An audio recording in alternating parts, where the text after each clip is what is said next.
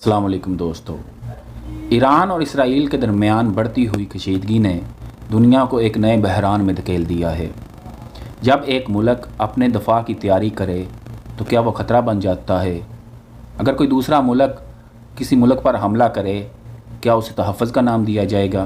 ये सब जानते हैं और इस वीडियो में ये भी देखेंगे इस कशीदगी की असल वजूहात क्या हैं, अमेरिका इसमें कहाँ खड़ा है और खित्ते के लिए इस सब का क्या मतलब है। चलिए हक़ाइक़ को समझने की कोशिश करते हैं। दोस्तों, आप जानते हैं 13 जून 2025 को इसराइल ने ईरानी जौहरी तंसीबात पर फ़ज़ाई हमले किए, जिसे इसने अपनी सिक्योरिटी के लिए ज़रूरी करार दिया। ईरान ने इन हमलों को जारहियत करार दिया और अक़वाम मुत्तहिदा में एहतजाज दर्ज कराया। ईरान ने महदूद और निशानदही शुदा रद्द अमल दिया, जो ज़्यादातर इसराइली फ़ौजी तंसीबात को हदफ बनाता रहा। ताहम इस कशीदगी के नतीजे में दोनों तरफ जानी और माली नुकसानात सामने आए। 19 जून को एक मिसाइल हमले में इसराइल का सोरूका मेडिकल सेंटर मुतासर हुआ। इस वाक़े में कई अफराद ज़ख्मी हुए। ईरान ने इस हमले की ज़िम्मेदारी कबूल नहीं की और आज़ाद रिपोर्ट्स में इस मकाम की फ़ौजी नौयत पर सवाल उठाया गया है। ये बात वाज़ह है कि किसी भी तनाज़े में सबसे ज़्यादा नुकसान आम शहरियों और बेगुनाहों को होता है, चाहे वो ईरानी हों या इसराइली। दोस्तों, अमेरिका इस वक्त सफारती सतह पर सूरत हाल का जायज़ा ले रहा है। सदर ट्रंप ने कहा है कि वो ईरान पर बराह रास्त हमले का फ़ैसला आइंदा 2 हफ्तों में करेंगे। कतर, इसराइल और दीगर खित्ते में अमेरिकी अफवाज हरकत में हैं, जबकि सफारतखाने में जुज़वी इनखला भी जारी है।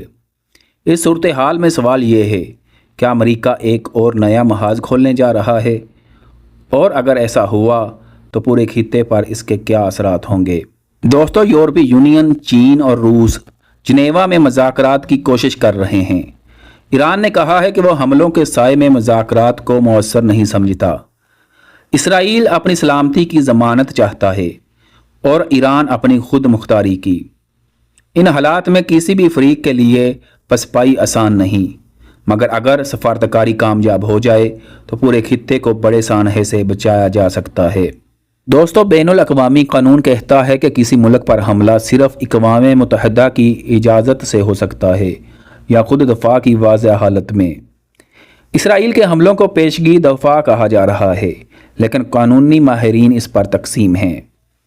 ईरान में दर्जनों लोग शहीद हो चुके हैं, शहरी इलाकों को नुकसान पहुँचा है, जबकि इसराइल में भी अवामी खौफ बढ़ रहा है। इंसानी जान का ज़िया किसी भी तरफ हो काबिल अफसोस है और मीडिया का फ़र्ज़ है कि दोनों तरफ की तकलीफ़ को दिखाए, ना कि सिर्फ एक बयानिया।